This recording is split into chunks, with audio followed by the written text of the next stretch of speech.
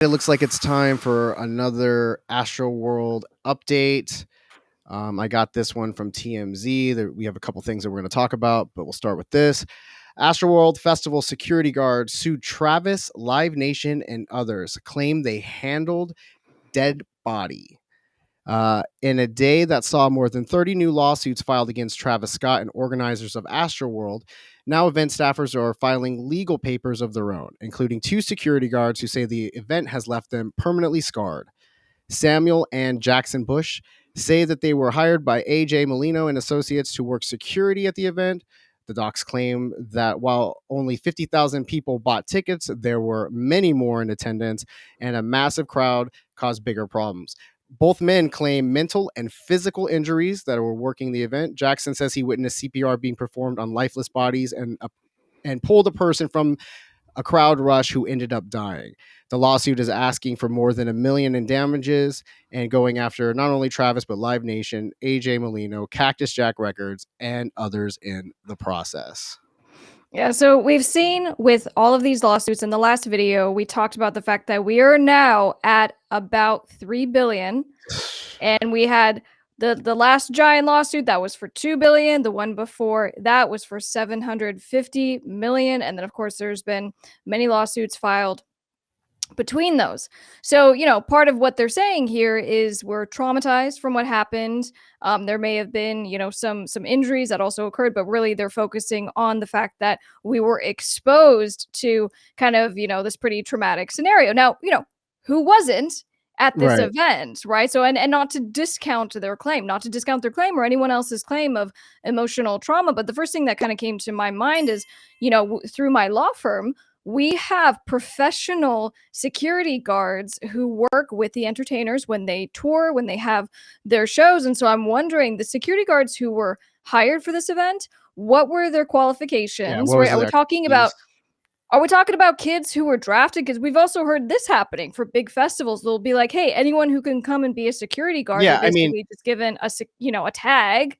Anybody who's ever been to a show before, any kind of major concert has seen that, there's kids that are, 18 that are security guards that are in charge of actually, taking care of stuff. And, I've always wondered how well security guards at festivals and stuff were vetted, because I see a lot of hothead security guards in my experience. And not that has anything to do with this case or anything like that. I'm just speaking to, there's kind of like a common kind of thread with security guards at events, because they got to get, they're trying to get as many people as they can to cover these, these jobs and stuff. And a lot of times they're one-offs, or, they get kind of scheduled for some of these things. But well, and the other thing is that there were different types of security, right? There was actually off-duty police officers. We've talked about that in prior videos. But I guess really the point that I'm just kind of getting at is, how is what they experienced, I guess, different from anybody else? And if it is the same, does it have any kind of impact that this was literally their job? They were there to assist people. Well, that was my first thought when I saw it. I actually think that this is one of the ones that I wasn't expecting, necessarily from like security guards, because I would just think by definition, their job is to see and handle the stuff that isn't pleasant. So, they're essentially the first line of defense before they go and get the police, before they get the ambulances. They're kind of the ones that would see these things, and it is their job to be there. So I don't know, but again, I don't know what kind of training that they are to handle this.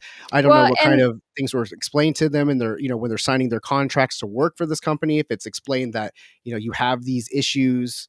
But that's perfect. That's perfect that you just said that. So I'm not judge and jury in this situation. I can't say, who's entitled to what. But as it relates to their employment, they technically, if they're saying, hey, Travis Scott and festival organizers, we have claims against you for what happened, they additionally have claims against their employer. The way this works under the law, it's called vicarious liability or respondeat superior. But in any case, it's a legal theory that says if you're doing something within the scope of your employment, you can look to the employer for any harm that's caused while performing your duties.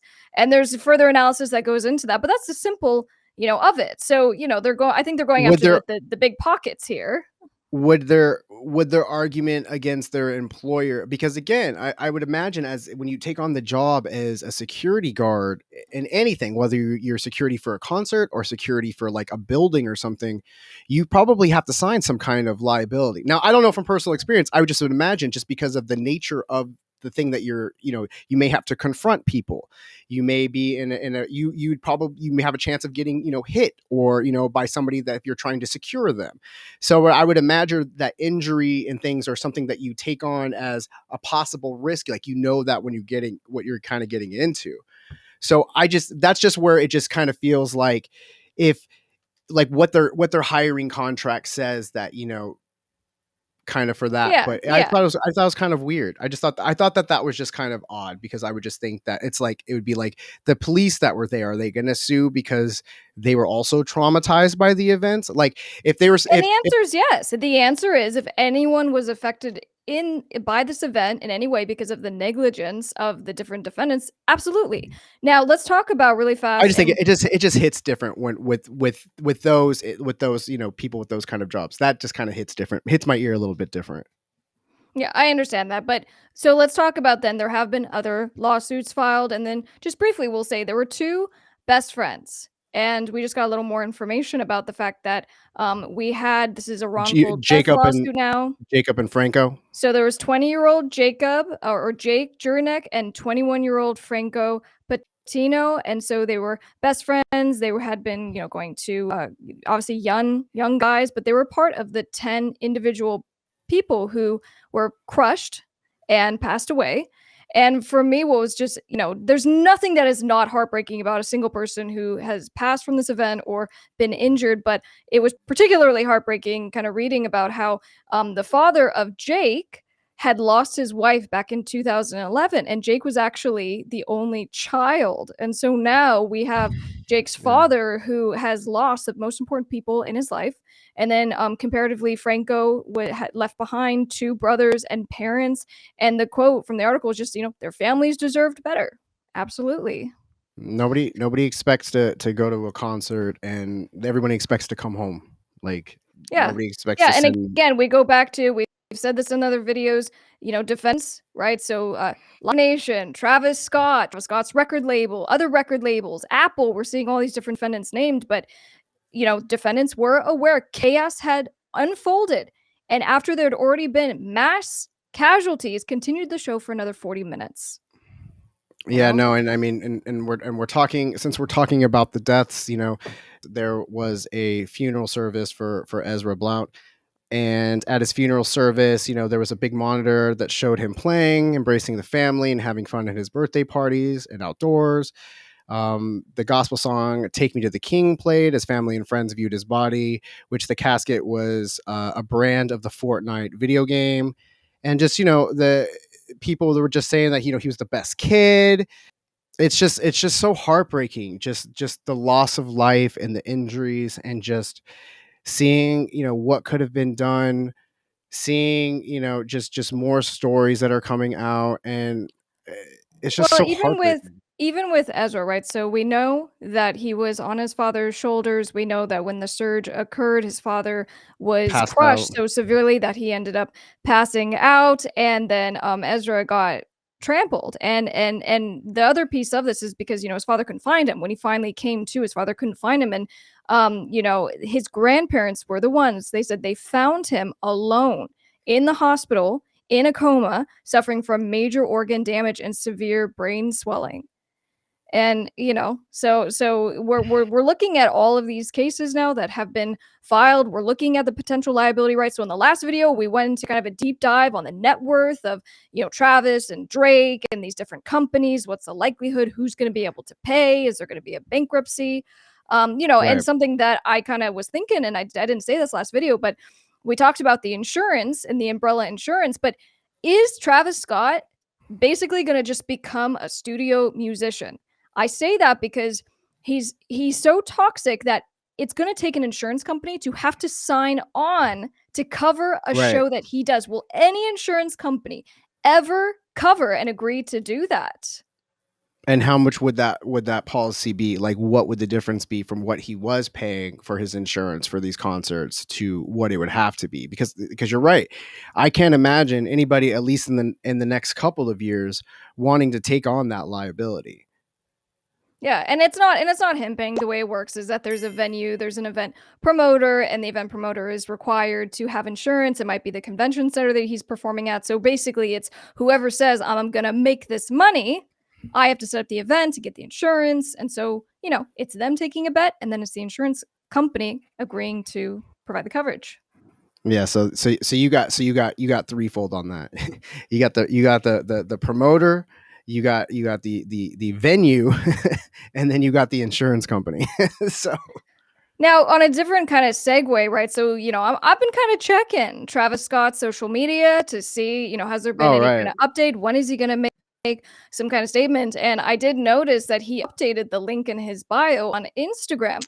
And Very for odd. me, this was a little, I guess, upsetting. And I don't want to go as far as being like, this is totally disgusting, but kind of. So, the link had been to BetterHelp, right? So initially when this whole thing went down, Travis came out and he's like, I'm going to pay for the funeral costs. I'm going to get my team to help you set it up and we're going to pay for everything. I'm going to get everybody get therapy and everyone get therapy. And that was the funeral costs all paid for. So not 2 weeks later, he's now updated it and it's promoting his record that he released, Escape Plan. What's that about? Why are you self-promoting? And it definitely does not come off very well. And if in fact he was the one that updated his bio and now he is trying to promote his record, wow, just 2 weeks later, people aren't even in the ground yet. We just had Ezra's funeral today. And obviously the title leaves much to be desired as well. So right, the title of the record being Escape Plan, and we haven't gotten into the whole, conspiracy theories and, just because we try to stay focused more on the legal side, but that doesn't help when with the title of the album was Escape Plan and the music video that he released was on November 5th. So, right. I guess I just kind of think Travis is a father, a soon-to-be father of two. If his daughter passed away, and now the artist that, had kind of resulted in the passing of his daughter is promoting his record, would you be pissed?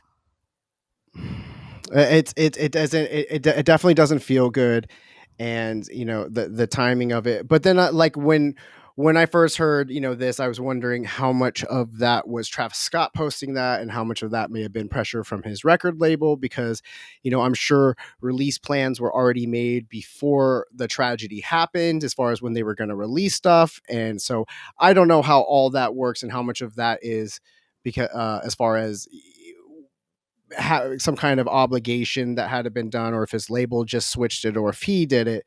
But either way, for anybody involved to have done that, it doesn't feel good that they could have gotten pushed back. Yeah, and I agree with that. Let's play devil's advocate for a second. Let's say it wasn't him and it was someone who maintains his social media, and so they updated it on behalf of the label or something. Whoever made that decision, it's still in poor taste. I'm not defending anybody in my statement. I'm just saying if we're trying to, like, maybe that is a possibility of what could happen. It doesn't necessarily excuse anything. As soon as he found out, he could have just changed it or taken it off. He could have made a statement. He could have taken the hit and said, maybe this will be released next year. Maybe this will, I don't know. Maybe it doesn't. Like, I don't know. It'll be okay. So, but then maybe he's thinking, I got to start earning. Maybe he's thinking, I got to start earning. I got all these lawsuits. I gotta start earning. Yeah. Well, I don't know if he's going to get that through streaming, but I exactly. see your point. I guess that's so. Yeah, I guess in the same kind of, who's losing money. Let's go back to Kylie, right? So we got into Kylie's getting canceled, W Magazine cover story getting pulled last minute, and we covered all that on the last video. By the way, guys, all of our videos, all of our coverage on this particular story are in a playlist. We are linking them down in the description, so make sure you check out those other videos. But when it comes to Kylie, she kind of broke her silence in one of two different ways. And so the first one just being that she finally posted to her story, right? So it wasn't, a feed post. And this was after that whole kind of fiasco where she had posted some promotional stuff with her sister. We covered that. But now there was this post. Yeah, this was just from in her story, and it's basically just giving a happy birthday shout out to Hailey Bieber. You are such a beautiful person inside and out. We love you lots. Looks like just Stormy and Haley in the pool. It just again, this is the first kind of acknowledgement. People I can already tell are hitting the tone. Like, it's great that you're wishing Hailey Bieber a happy birthday, but Ezra's not going to have another birthday, and neither are the 9 others that have died are not going to have a happy birthday. But it's great that your friend Hailey Bieber is Yeah, is and having a nice time. I certainly don't feel that strongly about it. I understand that Kylie and the Kardashians and all of them are catching a lot of shrapnel and they need to just kind of lay low. But I think at some point, either there needs to be kind of a big declaration, a big statement made, and then you just kind of move It's on because this isn't Well, her. listen. I think I would have less of a problem of Kylie posting something that promotes her clothing line or something in a story than her wishing Hailey Bieber a happy birthday. That's a text message. That you don't have to post that on your story. That's a text message.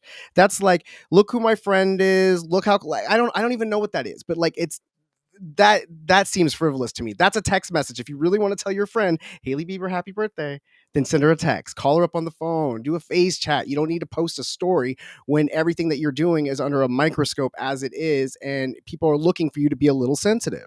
Now, the other little thing that you were alluding to was, she may, or so far it looks like her launch of her holiday cosmetics drop is being postponed. There's not an official announcement, but for the last 4 years, she's been releasing her holiday makeup collection on November 19th. November 19th has come and it's gone. Kylie's Cosmetics website has no mention of her holiday collection, and there's been no pre-promotion for it. So it looks like that she's kind of keeping it quiet there. Or maybe she's going to silently drop it, and maybe it's just for some other reason she's just postponing it. But so far, as of now, like for the last 4 years, it's been November 19th, and that is coming on. So Well, and it as seems far like as she's her taking a just hint kind in of some ways and not in other ways, and it's very inconsistent. as far as Kylie Cosmetics, they have posted a couple of things. There was a post today. I think it was a lip gloss, and then there was a post yesterday. Now the comments had been enabled, and of course, as soon as they were posting, it was just an avalanche of hate and this is so insensitive and what are you doing? And so as of now, they've disabled the comments, but I think they're going to probably continue because this is supposed to be a brand and a company separate from Kylie. She's not doing these posts herself.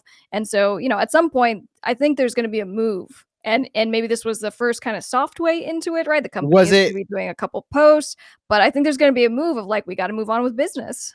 when you saw it? Because I hadn't seen that yet. This is kind of news to me. Was it part of a holiday collection, or were they just promoting random products from her cosmetics company, or was this a part of her? Because Yeah, she no, usually this has a wasn't. big rollout of a Yeah, drop. Like it's a this isn't a big rollout. They were just kind of reposting and just kind of Okay. doing some So it's still general not a part of the promotion. holiday. Yeah, so it's not holiday drop stuff. It's not her whole line that's, like before she was doing things where it was like Kylie with a collaboration with like the Grinch Who Stole Christmas. It's their whole like theme packages that she's doing. Yeah. So if that's not it. Yeah, I mean, I don't know. It feels like, I'll drop the clothing line. What I mean? I'm not on my page, but that's coming out. And then, but I'm not going to say anything, but I'm going to wish Hailey Bieber a happy birthday. And then I'm not going to drop my cosmetics, but my clothing line comes out. And I don't know. I don't know. So I think you're right. I think a lot of this is just the companies and stuff kind of just making moves, like you said, testing the waters and doing things behind, not behind her back, but, so it's not her directly doing it. Maybe. I don't know. Yeah, look, if there's anyone that I want to hear from, and I'm not going to get super upset about because they're posting their stories or anything like that, is Travis Scott, Drake, probably next after that, and then any official statements that any of the other defendants want to make. But I kind of researched a little bit further into Travis's attorney because last video we were discussing the fact that Travis, very likely is looking at bankruptcy when everything is said and done, and his attorney's fees are going to be through the roof. And it's been reported that his attorney likely is charging something like $2,000 an hour. You better believe that's going to add up really fast. So Real fast. Ed McPherson is the attorney, and I was on his website today, and I mean the catalog of artists and record labels that they represent is pretty impressive. And other than kind of the artists, right? We saw Kelly Clarkson, they represent Tool and Lady Gaga, Beach Boys, but they also provided representation for record labels like Death Row Records and Warner Music. And that kind of stood out to me because we recently released a video on this channel where we did a review of an interview that Snoop gave. Yeah, and Snoop's talking about maybe taking over Death Row Records, and I just go, which would be the best. That would be the best thing ever. Yeah, but anyway, so back to the attorney, he had given a statement and he said it was reported that the operations plan designated that only the festival director and executive producers had the authority to stop the show, neither of which was part of Travis's crew. This also runs afoul to HPD's, so Houston PD's own previous actions when it shut down the power and sought and sound in 2019 when the show was running 5 minutes late. So I guess the attorney is like, in a way, he's pointing a finger to be like, they have stopped the show before, so don't be like, oh, it was all Travis's fault or didn't have the ability. They could have, but I mean, in a way, he's kind of pointing the finger, right? It seems a little reachy, seems a little graspy. Yeah, but equally, what do you expect? Travis's attorneys say he's got to come up with the defense. He's got to come with defense. You know what I mean? He's got to at the very least do some kind of damage control, so Travis Scott doesn't end up in the poorhouse. But that's just kind of silly. Like, of course he stopped the show twice during it. You know what I mean? And paused it.